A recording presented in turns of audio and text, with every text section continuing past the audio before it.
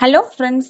ஆனி கிருத்திகை நாளில் முருகன் வழிபாடு மேற்கொள்பவர்களுக்கு சொந்த வீடு அமையும். புத்திர பாக்கியம் இல்லாத தம்பதியர்களுக்கு மனம் குளிரும் வகையில் நல்ல செய்தி தேடி வரும்.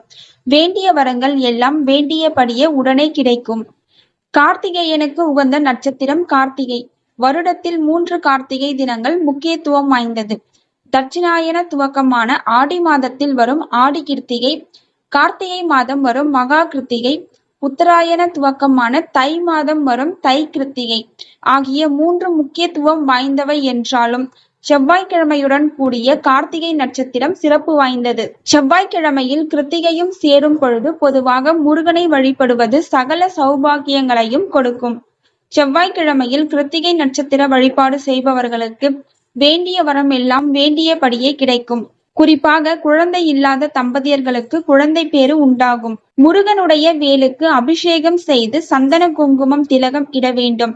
முருக மந்திரங்கள் கந்த சஷ்டி கவசம், சண்முக கவசம், மூல மந்திரங்கள் உச்சரித்து முருகனுக்கு 6 விளக்குகள் ஏற்றி வழிபாடு செய்ய வேண்டும். ஆனி கிருத்திகை நன்னாளில் முருகனை வழிபடுபவர்களுக்கு சொந்த வீடு அமையும். குழந்தை இல்லாத தம்பதியர்களுக்கு நல்ல செய்திகள் கிடைக்கும் மற்றும் வேண்டிய வரங்கள் எல்லாம் வேண்டியபடியே உடனே கிடைக்கும்.